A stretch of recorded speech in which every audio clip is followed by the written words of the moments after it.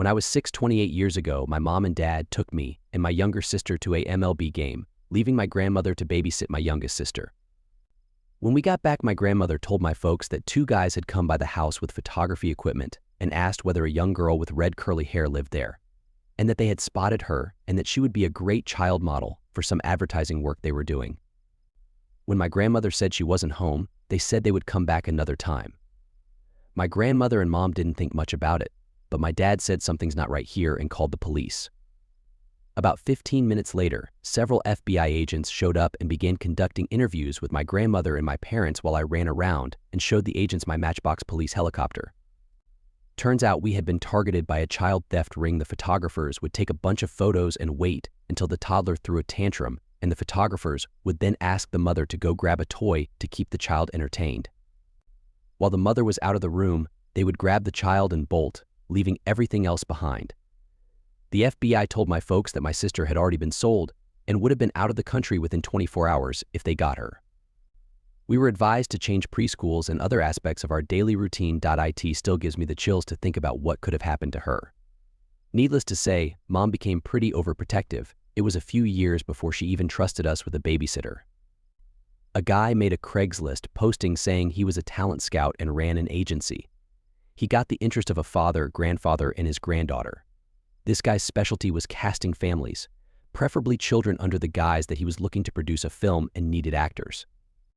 Not too long ago, the grandfather and his granddaughter went to meet this guy up at the house.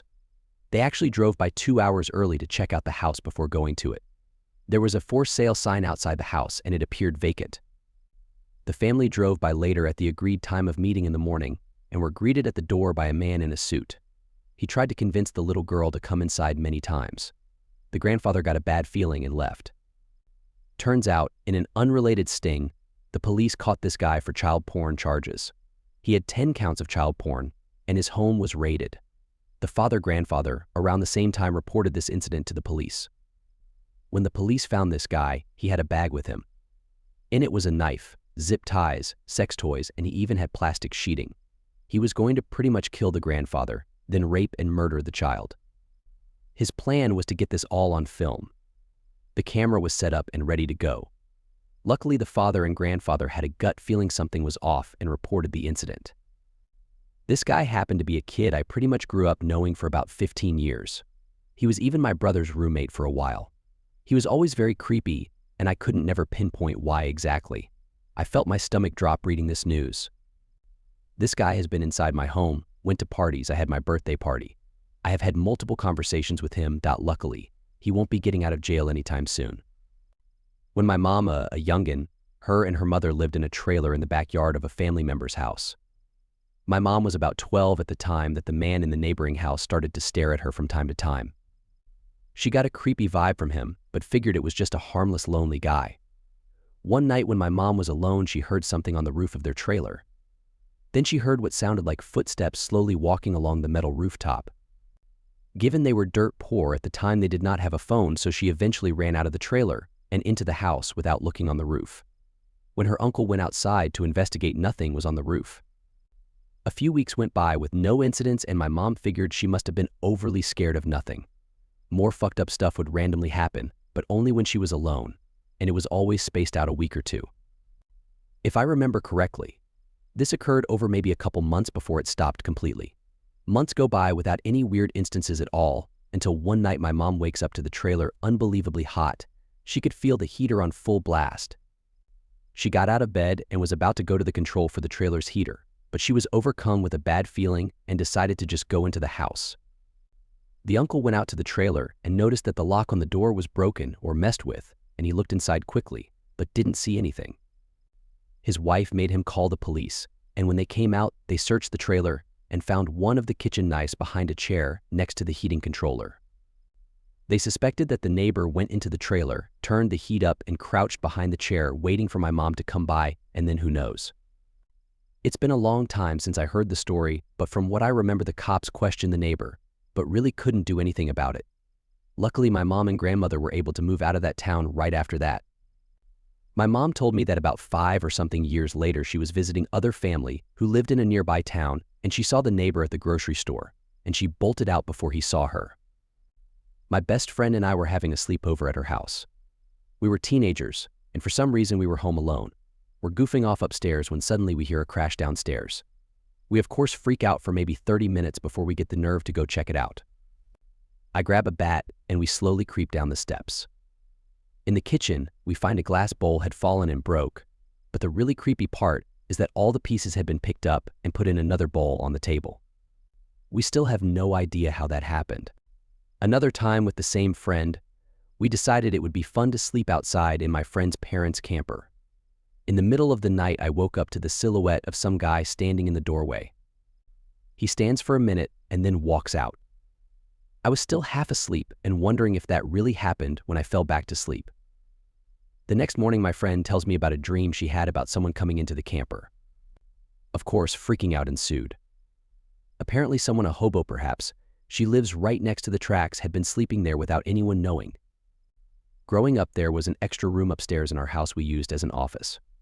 It had a closet with one of those tiny attic access doors on the side. We'd sometimes all be downstairs watching TV, and we'd hear a creaking sound moving toward that room. The room was next to mine, and sometimes I'd find the closet door open with the light on and the little door to the attic cracked open. There was a spot on the wall that our declawed cat would always attack. There was missing paint from the cat attacks. All of that was creepy, but the night the dog who never came upstairs without my dad started barking in the hallway by my room toward the office was the worst.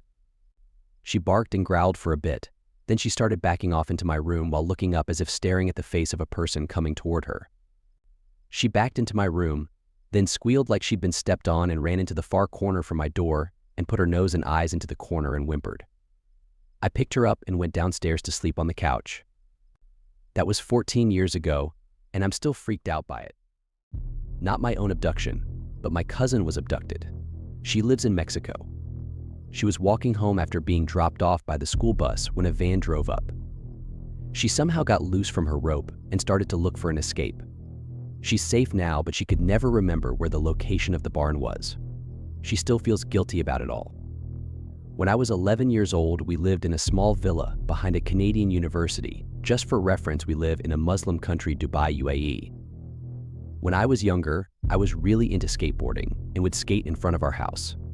I heard my mother calling my name, and as I picked up the skateboard, a white Nissan Patrol came flying down the street with the passenger door wide open.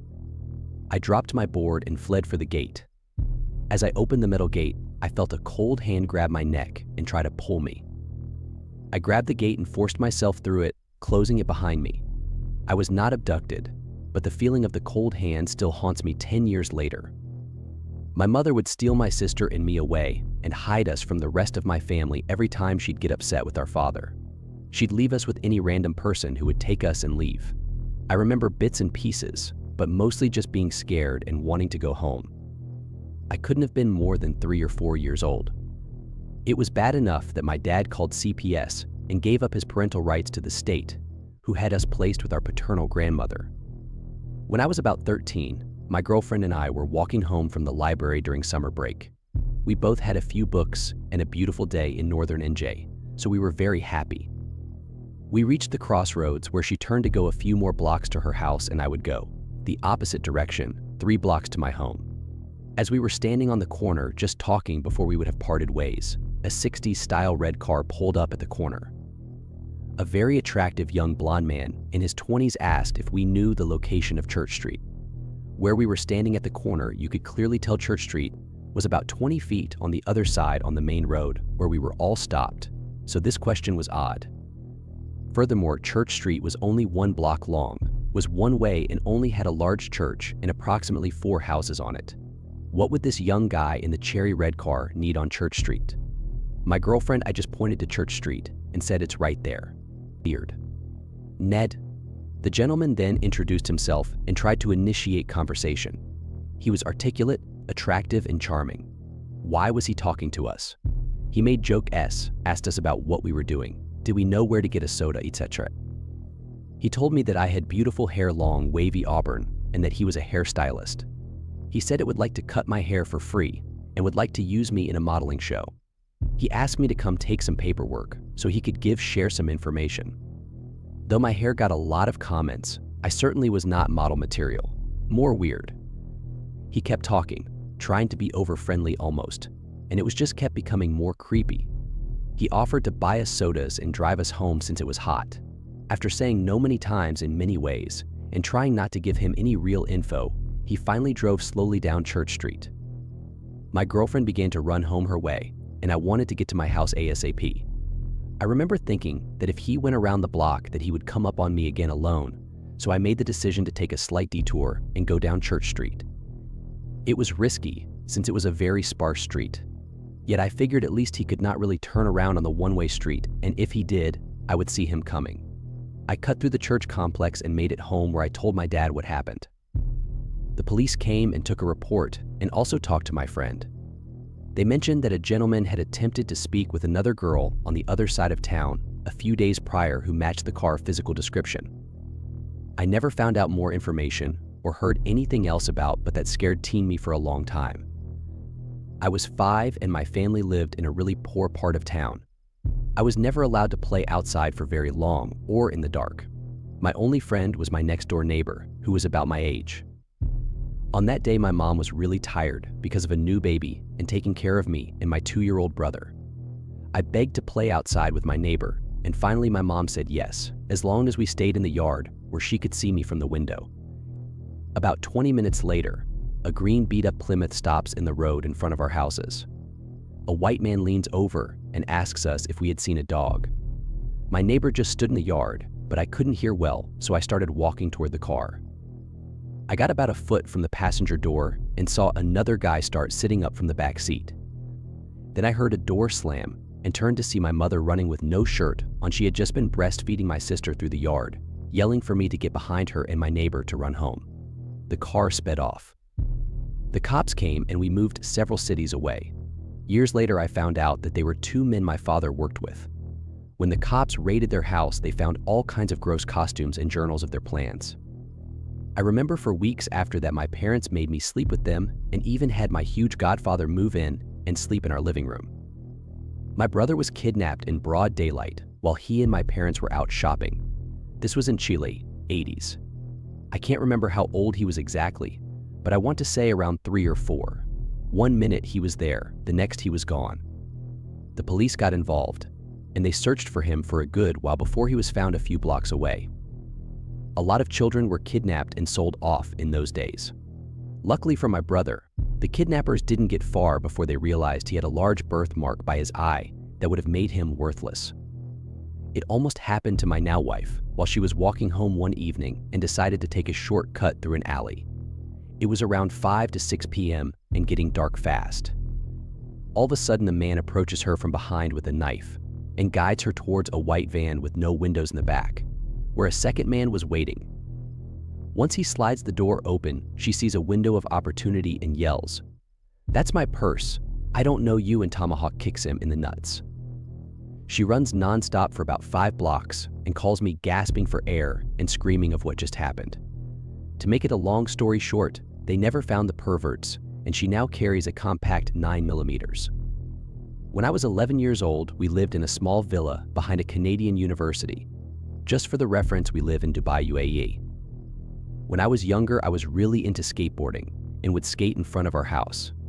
I heard my mother calling my name, and as I picked up the skateboard, a white Nissan Patrol came flying down the street with the passenger's door wide open. I dropped my board and fled for the gate.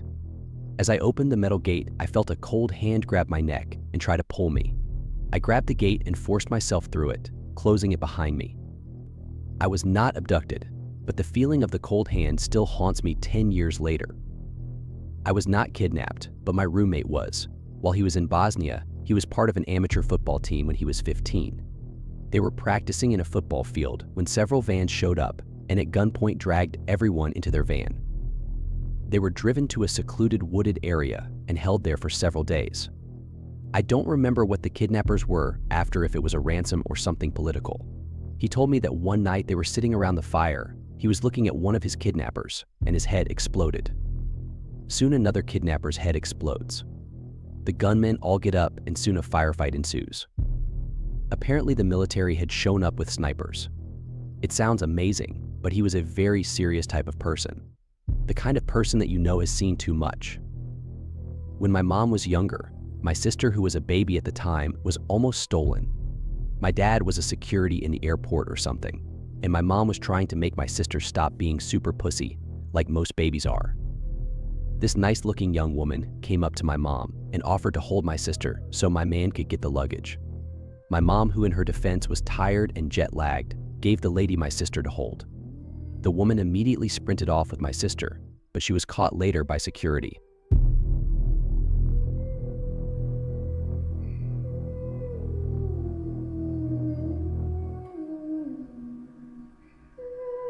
Two friends and I got bored one summer night and decided to drive up into the mountain to a spot that overlooks the town.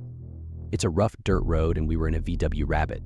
We finally make it to the little clearing on the side of the road and pull over. There are no houses on this road for miles, and we didn't see any other vehicles the rest of the night. So we get out of the car.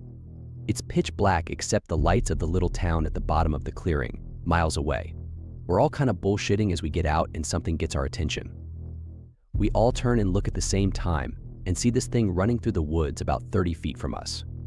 Now this thing looked like a person, except it was glowing. Remember those glow-in-the-dark stars you could stick to your ceiling? It glowed at about that intensity. So we watched this thing run, pushing branches out of its way and whatnot. We all get back in the car without a word and start driving off in total silence. About 30 seconds later, someone finally says, "What the fuck did we just see?" The best answer we could come up with, as crazy as it sounds, was that we saw a ghost. All three agreed we saw the exact same thing. So a couple years go by, and I'm with the older brother of one of my best friends, and we're just shooting the shit. I bring this story up expecting him to laugh at me, and he gets a shocked look on his face and asks if I'm serious. Apparently his teacher in high school had told them he saw the exact same thing run across that road in front of him one night. Made me feel a little less crazy. Around a decade ago, I experienced what can only be called an inner body hallucination. It started with a numb feeling in my ankle that slowly spread up my leg over time, but when the feeling got to my knee, things got very weird. It felt like there was a direct link between my ankle and my neck to the point where if one moved, the other moved automatically at the exact same time, the exact same amount. It was not possible for me to stop one from moving when I moved the other, and they would move at a precision that would take someone a very long time to be able to fake properly. Obviously, this started freaking me out hardcore, and luckily I had already been taken to the hospital and was waiting in the waiting room while this was happening. But the feeling kept crawling up my body, now affecting both of my legs. Eventually, it reached my rib cage, and that's when things truly started to get freaky. It felt like the bones in my rib cage were slowly starting to come loose and float around in my stomach in a clockwise manner that exactly matched the rhythm of my breathing. Now, by this time, I was completely hysterical as it truly felt like my bones were coming loose, and I was convinced I was dying. It was not for almost 30 minutes after that, when they took an X-ray of my chest and showed it to me, that I began to understand that nothing was happening to me, and that it was all in my head. The doctors at the hospital obviously assumed that I was on some kind of hallucinogen, and so I was tested for every drug they could think of, but I came back completely clean. They were completely mystified as to what could have caused it, as I had never had anything remotely similar happen in the past. The scariest part was that it felt so real. It felt no different than any other physical sensation in my body, and it dawned on me that I would not be able to trust my physical senses. There was no difference between the hallucinated physical sensations and any other sensations I had or have felt since. Over 10 years later now, and I still do not know what causes it. From time to time, if I think about it too much, I will still have ripples of the effect occur. Specifically, it will feel as if a bone near my kidney or some other organ in that area is coming loose and revolving in a circle around that organ with each breath I take. I haven't really ever told this story to many people, as I know most would just assume I am fucking crazy. I lived in a haunted house for 8 months. Let me preface this with saying I really don't believe in ghosts. There's always some more rational explanation to these kind of phenomena, but sometimes that explanation can't be easily found, as with this house. Me and 5 guys rented it together. I woke up many times from hearing people rummaging around in different parts of the house, especially when I was home alone. Light switches switching on and off, toilets flushing, doors banging, Shit like that. Lots of sleep paralysis too, and I wasn't the only one noticing this shit. Worse though, was the eerie sensation of waking up and sensing a child is creeping into your bed behind your back and tucking itself in. But there were no children living with us. These days, I'm thinking it must have been some sort of carbon monoxide poisoning or something like that going on. I'm at a loss for rational explanations. I worked at a Subway during a period of time where a serial robber was hitting multiple Subways each day and becoming violent. I worked at a particular Subway that was the easiest target of them all. One employee at night, not in a shopping center, off from the main road, small parking lot covered with trees. The cops would actually come check on me at night due to how sure they were this dude was gonna rob it. One night a guy came in and started fidgeting with the front door. He said he thought something was wrong with it, but then said it was fine. The guy was really nice the whole time, but started asking some odd questions about what time I get out with all the robberies happening. I felt it was odd and lied saying I left later than I did. Later that night I arm the alarm and go to close the door, but it won't close at all. The alarm goes off. Cops fly in the parking lot. One cop starts looking at the door and finds a really small magnet that stopped the door from closing. He placed it there so I couldn't close the door. During this time, a car rolls by slowly, but everyone wrote it off as someone thinking it got robbed.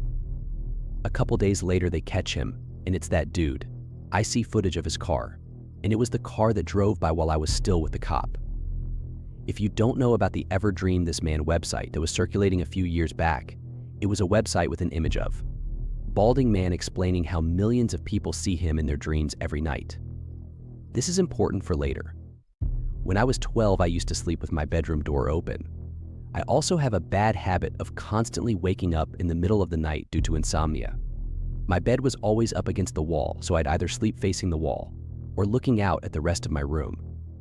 One night, I wake up as usual, facing the wall. I turn around to shift sleeping positions, and there's a face just floating in the doorway, staring at me with a slight grin. I nope the fuck out and immediately turn back around, terrified beyond belief, too scared to do anything except close my eyes and hope I can fall asleep again, which I do, relatively quickly. Now, onto that man from earlier. I didn't know it at the time, but that man on the website looked remarkably similar to the brief glimpse I got in my bedroom doorway. If that wasn't freaky enough, a few months after visiting that site, a bit after that terrifying event, my dad calls my brother and I into the living room. He wants to know who printed out this image, and he shows it to us. It was the poster from the website. I distinctly remember I never hit print when I visited it, so no one had any idea where TF it came from. All I remember is being scared shitless because I still had that disembodied face fresh in my mind, and I was convinced it was linked to that site somehow. After that, I've always slept with my door closed. The website later turned out to be a hoax, but the memory still lingers with me. I was probably 9 years old, in about 1995. At that time, all the schools and parents were warning us of stranger danger. It seemed like a lot of kids were getting kidnapped because they were being tricked into helping the kidnappers find a lost pet. One day I was riding my bike alone on our street, a fairly populated street, lots of kids out playing and whatnot, and a green two-door car pulled up with a woman driving and a guy in the passenger seat. The guy calls out the window to me, "Hey kid, we lost our dog, can you help us find her?" I can still remember the feeling I felt. It was like sirens were going off, and I thought for a split second that this was it. I was going to be kidnapped. A rush of what felt like burning hot adrenaline shit through my body. I felt like I could hear everything 10x louder and see everything 10x better. I've never felt anything like that before. I hopped off my bike, pulled the front tire up so I could turn around faster, and I booked it home. I was shaking and tears were pouring down my face, even though I wasn't crying. I got home and told my mom what happened. She called the police, but I'm not sure if the people were ever caught. Crazy. My cousin and I were probably targeted for a scam, but I still don't know how or why. We are 6 years apart, but went to the same high school at different times. Small school, graduating classes about 60. Years later, we are on a road trip together several states away and decide to stop at a Huddle House for coffee. We walk in, and the guy at the next table turns around and smiles and says, "You went to Anytown High School," right when we say yes. He says he and his girlfriend also at the table, smiling and not talking, went there too. We didn't recognize them, but smiled politely, commented it was a small world. He starts to rapidly talk about different things from the school, just disjointed comments that were a bit odd. He talked like a salesman, almost. At first, we smile and nod, but he had weird facts wrong. So we ask what year he graduated. He claimed not to remember, so we asked follow-up questions, and he gets cagey. Suddenly, the girlfriend goes, "This isn't working," and they suddenly pay and leave, food untouched. We since have determined they didn't go to our school, and have tried to figure out how he knew what he did, to no avail. I was about 10 and I had a huge fear of someone being in my house, to the point where I wouldn't go to the basement because it scared me. But I am glad I had that fear, because one day during the summer I was trying to go to sleep, and I heard a noise from above me, and I freaked out. I then noticed over the coming days that my room was really hot, and I thought this was strange because we just got new air vents put in. My dad was checking them out and went to get some sort of tool when I saw the scariest image possible. There was a skinny man looking at me and my dad from the vent in my ceiling. I froze and pretended not to notice him, and I went to get my dad, and me in my 10-year-old mind was instantly thinking run with him out of the house. But I have 2 cats and we're scared to leave them. So I grabbed a paper towel and a pen and wrote in my chicken scratch handwriting, "There is a man in my vent." But he couldn't read it and asked what it meant, and that's when we heard a thud, and he looked at it again and must have put it together, because he grabbed me and called the police. When my mom got home, she got to see the man being dragged out of the house in cuffs.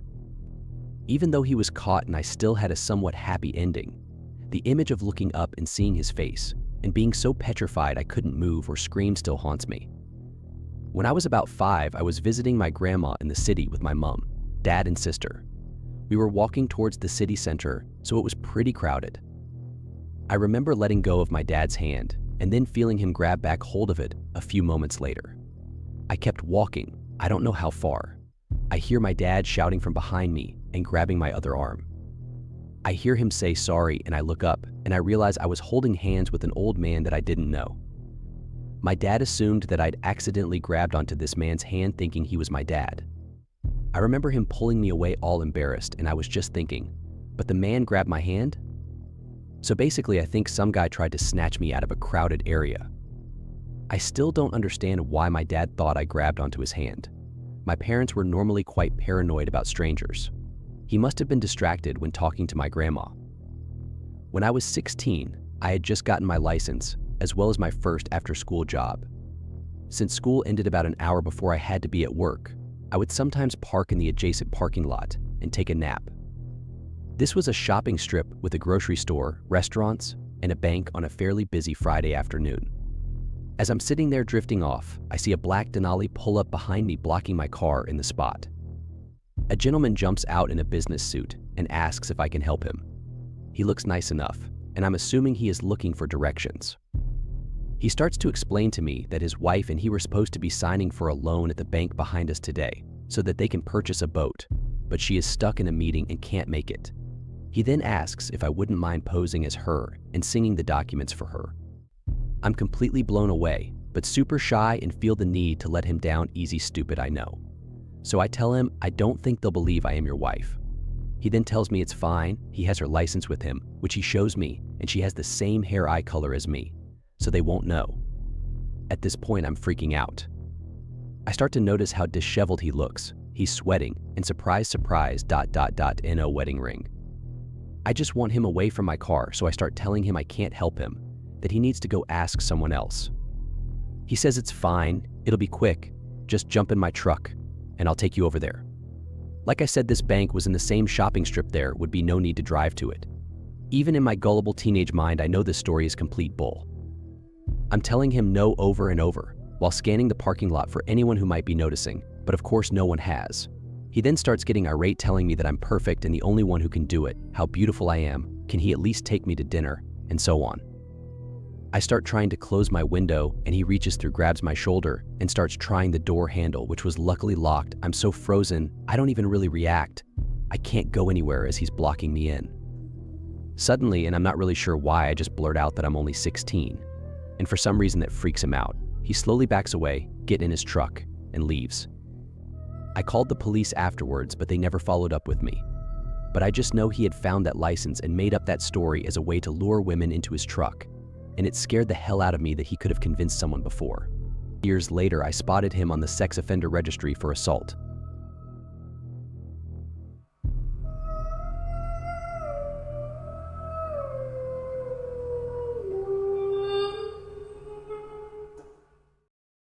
I saw something crouched in the road driving around one night. Its eyes glowed when my headlights hit it, so I assumed an animal of some sort. But when I got within about 15 feet of it, it stood up and looked like a girl standing there. I slammed on my brakes immediately, but suddenly the road was just empty. My friend in the car hadn't seen anything, but asked me a few minutes later if it looked like a girl. He'd apparently seen something similar with his sister a few weeks before in the exact same spot. I was out partying with my friends and came home pretty late. I didn't want my parents asking questions, so I snuck in through the garage. The door was locked, but I had a key. I turned the key to unlock it, but then I heard an abrupt snap and the door locked again. I repeated this 3 times. Each time I unlocked the door relocked. Exasperated, I cried out, "Mom, it's me." Then I heard the door unlock. I opened the door and no one was there. About a year ago, I was up watching movies late at night when I got hungry and went downstairs for a snack. My room is across from my daughter's room, and her door was open. As I was coming back upstairs, I start turning left towards my room when I hear, clear as ever, "Daddy, can you close the door?" I turn around, don't say much, and just close it. Once I'm back in my room, I lie down to watch TV when it hits me. My daughter isn't there. She's spending the night at my parents'. I get up and go to her room, and sure enough, it's empty. I woke up my wife and she thinks I'm crazy. Says I was probably tired and maybe it was the TV. I remember the voice so clear and coming in the direction of her room. It's very possible that it was just my head playing games, but it definitely made me question a few things. When I was about 12 or 13, I woke up in the middle of the night and smelled my father's cologne. Thought it was a little odd since he lived about an hour away, but was too tired to care. Went back to sleep, woke up the next morning, and for some reason my mother didn't wake me up for school. My father had passed away the night before. Never told anyone for years about that night, but around the age of 23 I told my mom she was glad to know that she wasn't crazy. That same night she got startled awake, and the dog was staring at the door, wagging his tail. Almost like he was saying goodbye before fully leaving. My wife and I were driving up through northern Arizona on Highway 89 between Flagstaff and Page. It was about 1 a.m. as we were on third shift at the time and often drove at night to avoid traffic. I saw a few sets of eyes glowing in my headlights a little ways up the road, so I let off the gas, slowing down to avoid hitting an animal in the road. When we drove by, we saw several dogs, coyotes on the side of the road, and I hit the gas and drove by. After we passed, my wife said one of them was running next to the car, and I looked over and saw it as well, probably 20 feet off the shoulder of the road. I floored it and looked over, and it stood up on its hind legs, that's the only way I can describe it, and kept pace with us for a couple seconds before turning away from the road and disappearing. This whole event probably lasted no more than 10 seconds, but it was seriously the most terrifying 10 seconds of my life. This was probably 20 years ago, and we still rarely talk about it. Used to live in a 2-story house with 5 dudes. The upstairs had a kitchen with a sliding glass door going out to the deck. The downstairs had a family room with one of those enclosed staircases that turned at the bottom, so you couldn't see the person coming down until the last 4 steps. One day I was playing SNEs with one of the guys, and we were the only 2 home. Heard the sliding glass door open and slam shut, then very loud and very fast footsteps pounding down the stairs, then suddenly nothing. But nobody came down. We both looked at each other like, WTF was that? I called out the name of my BF since it was close to the time he comes home from work, but total silence. The 2 of us slowly crept upstairs to find the slider was locked and nobody else was home. We outside to chain smoke cigarettes until my BF came home 20 minutes later. I was 6 and remember playing in my room, and my grandpa walks in and talks to me for a few minutes. After a bit, he gets up and tells me to be a good girl for Mom, kisses me on the forehead, and walks out. Mom comes in about 5 minutes later hysterical and told me my grandpa had died overnight, and we had to leave to go be with the family 2 states over where he lived. 3:30 a.m.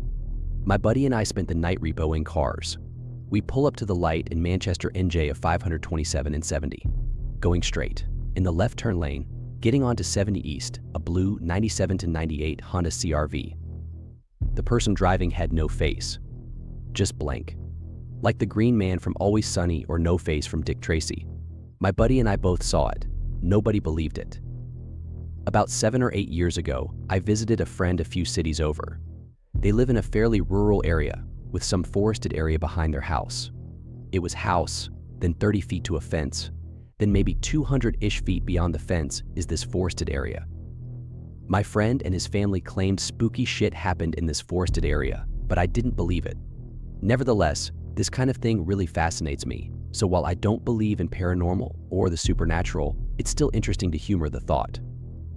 I brought a hat with me when I stayed with them. It was a black hat with Jimi Hendrix signature embroidered on it, my favorite hat at the time.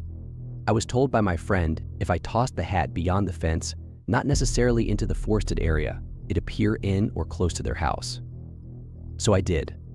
Tossed it over the fence one night, and lo and behold, in the morning it was on their front porch.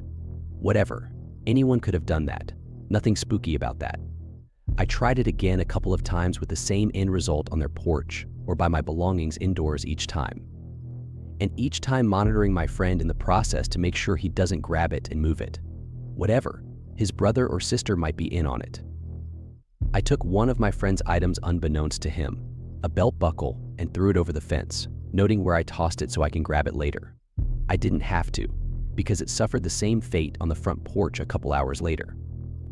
This one confused me, but I was still skeptical, so chalked it up to one of their family members seeing me and doing it. This all culminated when my friend and I went into the forested area one night. We brought flashlights and I wore my hat.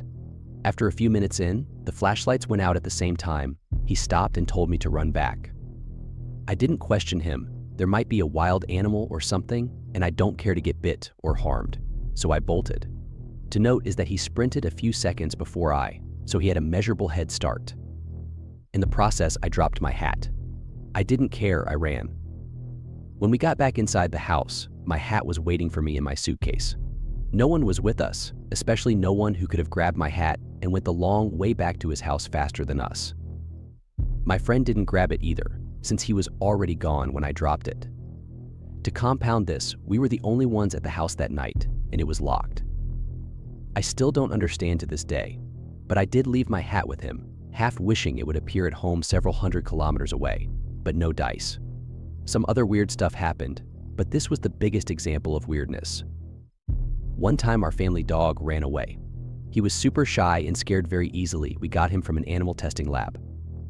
So we gathered all friends and family, which we could get our hands on, and shortly after he bailed there were numerous search parties, altogether about 24 people looking for him. After a whole day of searching without any sign of the dog, the sun was setting slowly. I was standing on the edge of the forest, where I searched and called for the whole day, and suddenly saw a deer just 15 m from me, staring directly in my eyes. We stared at each other for at least a minute, no move and no sound. Then I asked with a smoothing voice, "Did you happen to come across a lost beagle? I swear to God." Till this day, the deer nodded and looked down on the ground where it was standing. Then it jumped away into the woods. I was thinking to myself that I just imagined that Nod and the dog could not sit next to the deer without making any noise.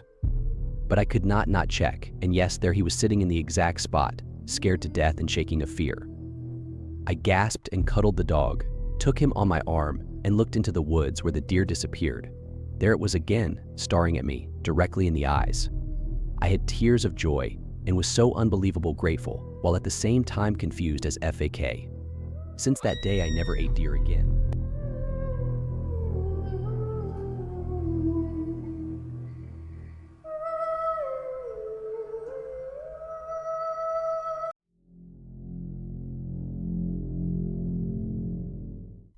Known as one of the most haunted places in the United States, the Lemp Mansion in St. Louis is home to a number of ghosts, including members of the Lemp family. Over the years, glasses have been seen moving at the bar, and the face of a young boy can often be seen staring out of an upstairs window. There's even an area of the basement that staff call the Gates of Hell due to its intense paranormal activity. The area is where a tunnel used to exist between the house and the Lemp family's brewery. One of the most haunted locations is a downstairs bathroom that was used by William Lemp Jr., who inherited his father's company and eventually lost much of the family fortune. Lemp shot himself in the house on December 29, 1922, and his spirit has been seen lurking in the bathroom.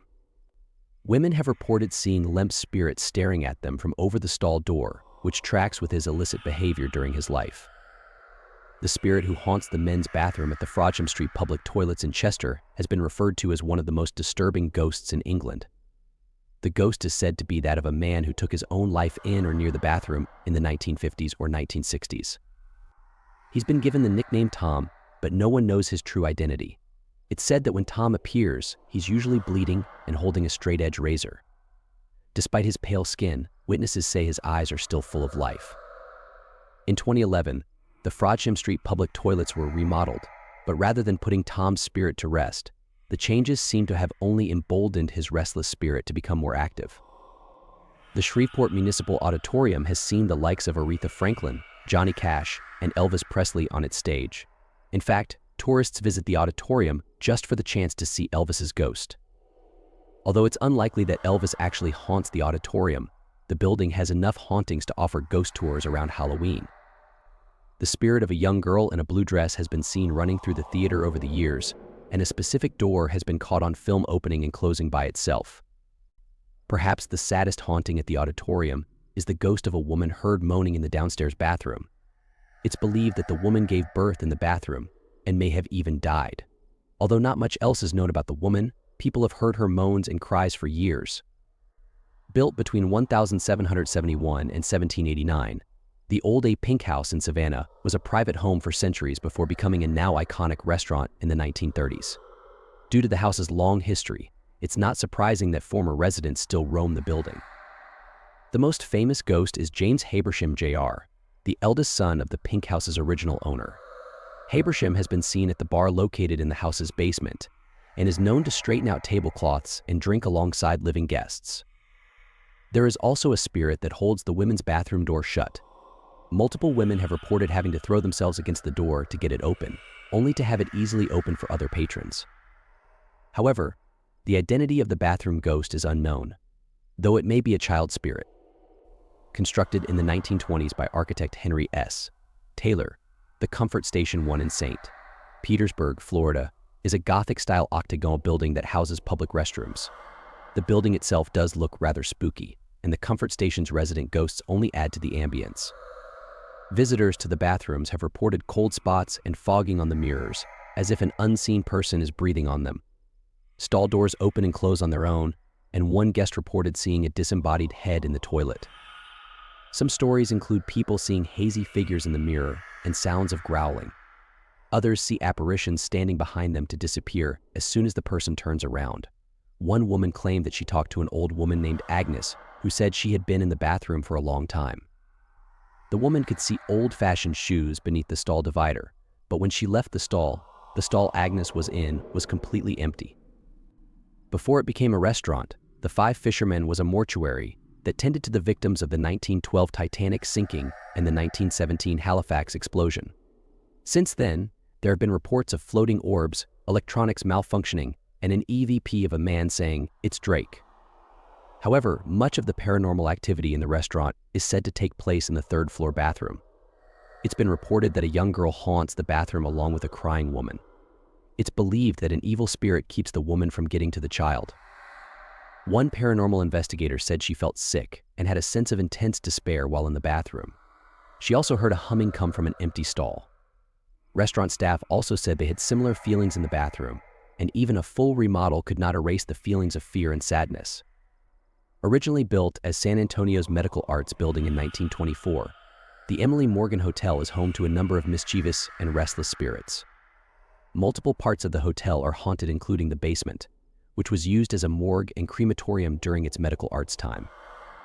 On the 7th floor, guests have reportedly seen a ghost bride who allegedly died at the hotel. On the 14th floor, there's said to still be an antiseptic smell from when surgeries were performed decades earlier. Bathrooms on the 12th floor are known to be particularly active. Guests report hearing running water in the middle of the night, only to enter the bathroom and find none of the faucets on. One hotel employee who was spending the night, returned to her room to find her bathtub filled with bright blue water. The employee thought it was a prank, but when she checked the keycard system to see who had entered her room, she discovered that no one living had entered or exited the room while she was at dinner. Built in 1925, the Knickerbocker Hotel in Los Angeles was the go-to spot for the stars of Hollywood's golden age. Over the years, stories have circulated that a couple of celebrities still frequent the hotel decades after their deaths. The hotel's most famous haunting is arguably the ghost of Marilyn Monroe, who has been seen by multiple people in the women's restroom. Her spirit reportedly stands behind people when they look in the mirror, but vanishes when the individual turns around. Monroe's spirit has also been spotted at the hotel bar. In addition to Monroe, Rudolph Valentino's ghost has been seen at the bar by multiple witnesses. The Knickerbocker Hotel is also where Harry Houdini's wife attempted to contact him each Halloween for 10 years via seance. On October 15, 2015, just weeks before Halloween, a ghost was caught on camera at the White Lion pub in the English town of Yateley. Security footage showed a white hooded figure walking up the stairs to the women's lavatory. Although it was shocking to catch the ghost on camera, staff weren't surprised by the spirit's presence. The pub is known for being haunted by its original owner, James Rogers, and the owner of the pub in 2015 claimed she often felt spirits around her. In a separate incident, security footage showed a glass flying off the wall when no one else was around. Rogers' ghost is also known to set off the pub's alarm system. The Bowbells pub opened in London's East End in 1860, but it's unclear when patrons first began experiencing a ghost now known as the Phantom Flusher. This ghost reportedly makes the toilet in the women's restroom flush when someone is sitting on it. There has also been other poltergeist-like activity, including a man being shaken from behind by an unseen force. In 1974, a seance was held at the pub, and as the participants attempted to rid the pub of the Phantom Flusher, the bathroom door violently opened on its own. The pub was later blessed by a priest, but the haunting of the Phantom Flusher reportedly continues to this day.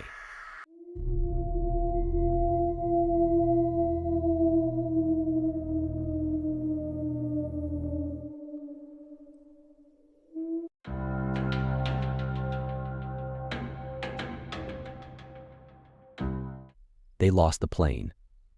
I arrive at O'Hare on a flight from BWI with a connection to CMI. I'm getting in at the end of Concourse K. The connection is at the end of Concourse G. We're late, and I have less than 5 minutes to make the connection. Connecting flight is listed as on time, but still boarding crew on the flight from BWI is great and makes the point to ensure that those of us with these tight connections are let off first. I haul my ass through that crowded terminal. This was back when I was in shape and could cover a mile in about 5 minutes flat. I get to the gate I'm supposed to be leaving from, and the door's closed. Shit, wait sign now says delayed. Turns out they never started boarding at all. No one has even come to man the gate yet. About half an hour later, someone finally shows up. Turns out our plane isn't here yet. Don't worry though, it's coming, they claim. Half an hour later, they tell us they're not sure where the plane is, but it will be here soon. No biggie, I think. The Ord CMI route is run all day long with a plane going back and forth. They just don't have a clue where the plane is on its trip inbound, surely. Still another half hour later, and here comes a plane arriving from CMI. But wait, that's now for the later departure to CMI. That one isn't our plane. They announce again that they aren't sure where our plane is, but it should be here soon. And yet another half hour later or so, with passengers demanding answers, they finally admit we've lost the plane. Lost as in crashed? No. They lost a friggin' airplane. Okay, granted, it was only an ATR-72 at Ord, but it was supposed to be coming out of maintenance and somehow they lost the freaking airplane. Thankfully, about 15 minutes after that, they finally announced that after searching the airport for a few hours, they found the plane and it is being towed to our gate. Now, I've forgotten which aisle I've parked my car in before, but I've never forgotten where I parked a 90-foot long, $25,074 passenger aircraft with a 90-foot wingspan. 29-hour delay. I was in Little Rock, Arkansas, flying back to New Orleans, Louisiana, by way of DFW. There was moderate thunderstorms in Dallas at the time of my flight. Somewhere around 1 p.m., I showed up to the airport at noon, dropped off my rental car, and breezed through security. It seemed like it was going to be a great day of travel. I have never been so wrong. My flight was delayed 6 times. We finally boarded the plane at 11:30 p.m. It was probably an hour or hour and a half flight to Dallas. The flight was going along smoothly until we hit the thunderstorm that had been at Dallas delaying our flight. The plane dropped like a rock for several terrifying seconds. The woman next to me decided to use my arm as her personal stress ball, puncturing the skin everywhere she had fingernails. We finally leveled out, but it was like being inside a bucking horse for the next half an hour. Finally, it smoothed out, the flight continued, and we landed. Never was I so happy to be done with the flight. So, I failed to consider that the flight would land after the connecting flight took off. So once I arrived, there was no plane for me to catch until the next morning, at about 11 a.m. I went to the counter to see if I could get a courtesy hotel stay. Since the delay had been for weather, they were going to deny me. One call to customer service later, and I was in a hotel for the night. Not a decent hotel, a crappy hotel by the airport strip club kind of hotel, if you travel a lot. You know what I mean, in a room that reeked of smoke and I highly doubt had clean sheets or bedding. I drowned my sorrows in the crappy hotel bar for all of 30 minutes, since that was all the time I had, and went to bed. Next day, went to the airport, breezed through security again, and yay, more delays. Ended up getting delayed 5 hours, so I finally took off at 4 p.m., landed in New Orleans at about 5:15, got my luggage and was back home by 6:20 p.m. So my travel time ended up being 29 hours to get from Little Rock to New Orleans. It would have been a 7-hour drive. This story brought to you by United.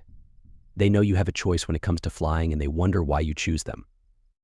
Terminal brawl. The scene: Nashville, Tennessee to Chicago, Illinois, August 2007. My flight was scheduled to depart at around 7 p.m., and I had arrived with plenty of time, checked my bags, and made it to the gate. This particular airline is the one that has no specific seat assignments.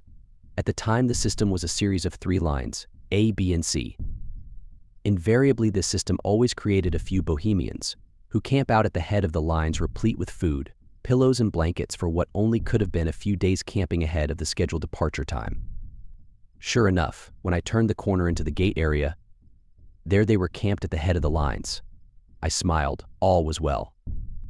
This particular gate area is at the very end of the concourse, aren't they all, which was essentially a circular configuration with gates around the periphery.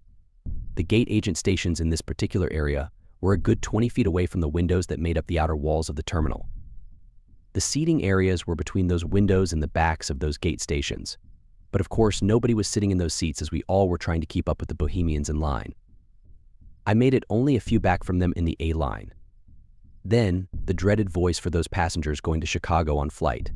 Why does every agent in the world seem to start that sentence the same way when announcing a delay? Your flight is delayed by about an hour because of thunderstorms in the area. Likely story. We actually sat down in the area between the station and windows. Some went for food. I crawled into reading news 1 hour later for those passengers going that damn sentence again. Do they read from a script or something? Your flight is delayed by another an hour due to a ground stop at Midway because of continuing thunderstorms in the area. Back to news: the next hour's delay was accompanied by the dreaded "your flight is delayed." We will give you updates as to how long. Okay, now we've broken on through to the other side of airport delays with that phrase. The mood in the gate area suddenly went from dour to silently boiling. To alleviate the mood, decrease boredom, or to just deflect the mood away from the gate agents, a male agent was kind enough to turn around the screen normally used to monitor boarding, to face the seating area, displaying the air traffic control of the Midwest region.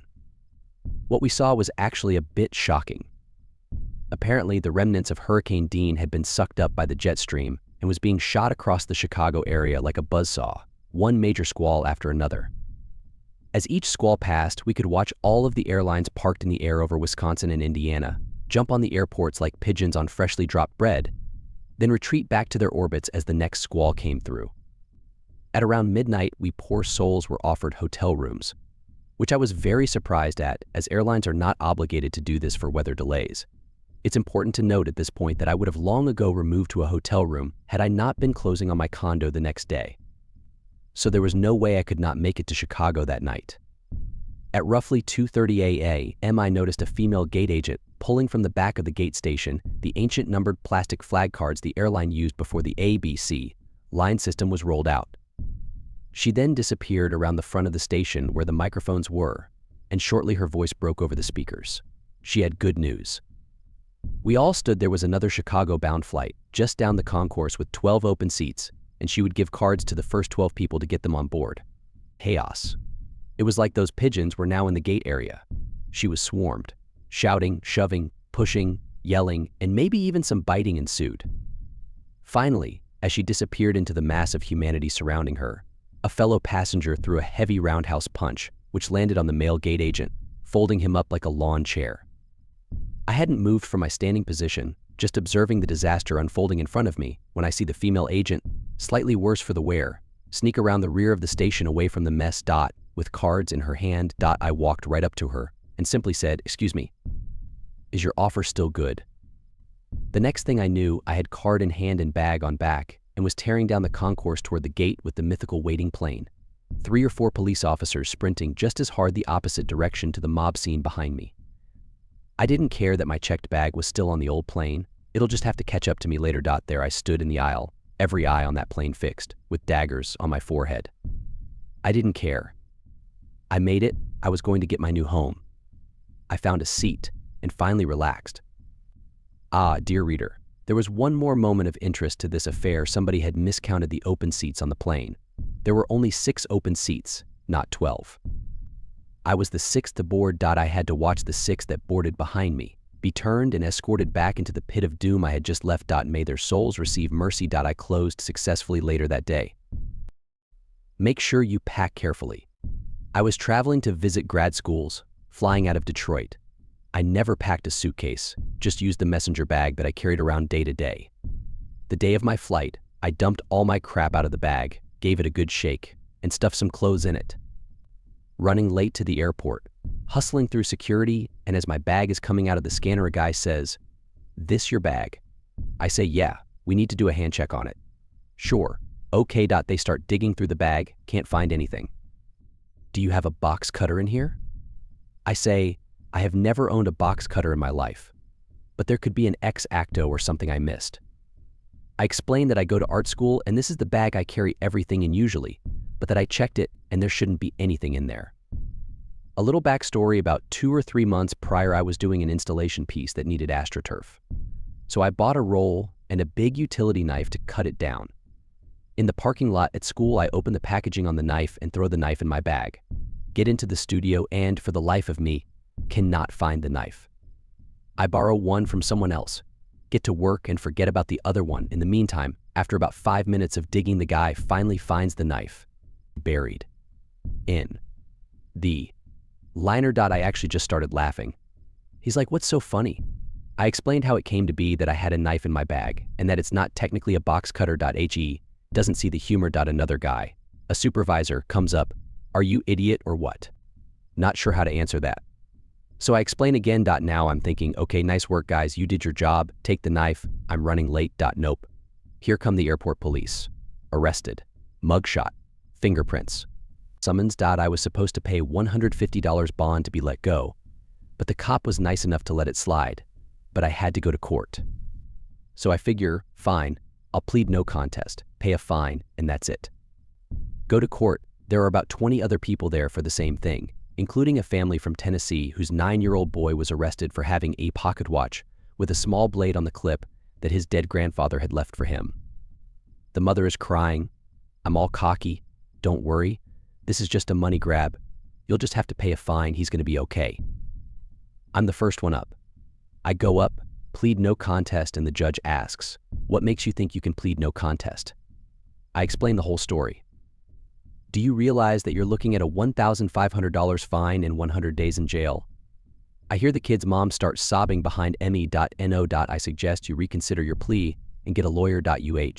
Okay? Not guilty. So I call a lawyer, and apparently the county has seen this as an opportunity to make some quick money. There is some provision in the law that takes away any discretion on the part of the judge, and the only person who can give any leeway on the sentencing is the prosecutor or a person acting as the prosecutor. So had I been indignant, the judge would have had to put me in jail.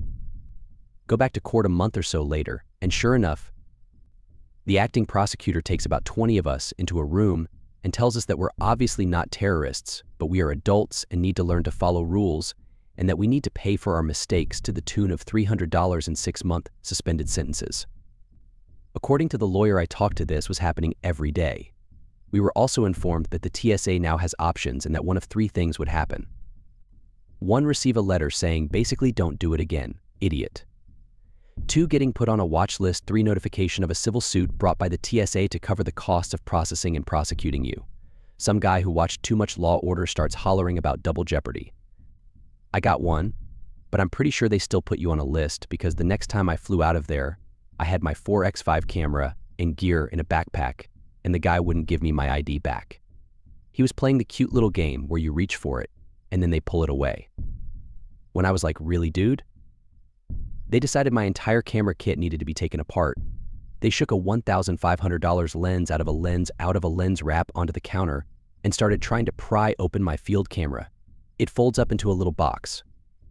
When I got pissed and tried to show them where the button was so they didn't break it, they freaked out and decided everything in the bag needed to be swiped and tested with the bomb-sniffing, whatever it's called, machine. Every single piece of loose change, pens, every film holder, every single thing in the bag. I was there for about 45 minutes, turning right back around. I landed a job working for an Austin-based company that was operating out of Amsterdam.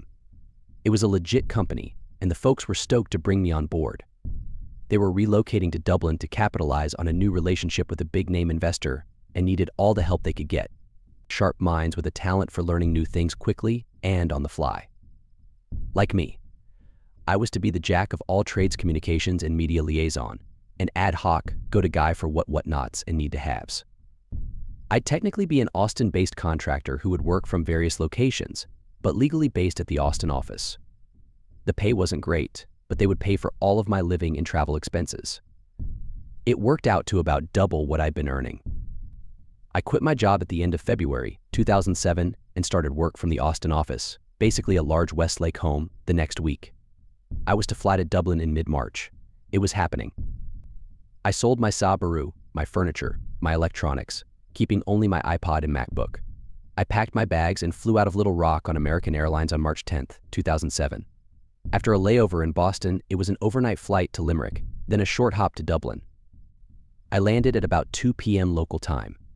Dragging my 2 international suitcases behind me, I queued up for immigration. I handed my passport to the immigration official. He studied it. He asked me about my time in England as a student. Then he asked me what my business in Dublin was all about. I told him, more or less with no obfuscation, why I was there. He stared at me for what seemed like an hour, then hit a button behind his desk that lowered 2 scroll-down screens at both the entry and the exit, boxing me in the cubicle. For the next 2 hours, this man played Jack Bauer, grilling me on every subject from my ancestry to how I voted to my connections to Northern Irish activists. He left, with my passport. I waited, standing in a 4-foot square space holding onto 2 St. Bernard-sized suitcases. I waited. Half an hour or maybe 2 days later, he returned. Wordlessly, he handed me my passport with a page-sized green cross through an entry stamp. I didn't even know what to say at this point. You're being detained for entering Ireland with illegal intent. You'll have 1 phone call to your contact here before you're transported to a facility for processing. Do you understand?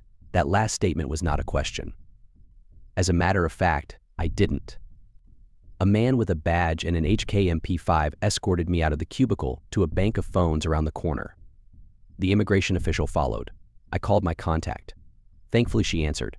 I explained what had happened, and she asked to speak with the immigration official. What followed was a rage-filled 5 minutes of tension as the 2 demanded explanations from one another.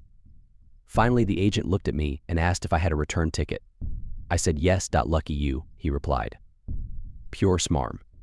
Within 5 minutes, I was in a seat on a plane bound for Memphis. When I landed, I pulled out my laptop and opened a Skype call with the company to find out what the fuck had just happened. It seems Ireland had enacted a revision of their immigration policies earlier that year, essentially banning all companies with an office in the country from employing contract workers from outside the EU without first demonstrating through the Home Office that there were no adequate local candidates. The company's attorney had failed to notice this change, and thus, I was screwed. Badly. Postscript, I heard through the grapevine the company I was to work for pulled up stakes in Ireland after an investigation into illegal hiring practices and moved back to Amsterdam, finally completely relocating to Austin. Somehow I'm connected to them on LinkedIn. I still sweat bullets anytime I travel abroad, even though I have a new passport with no angry green crosses.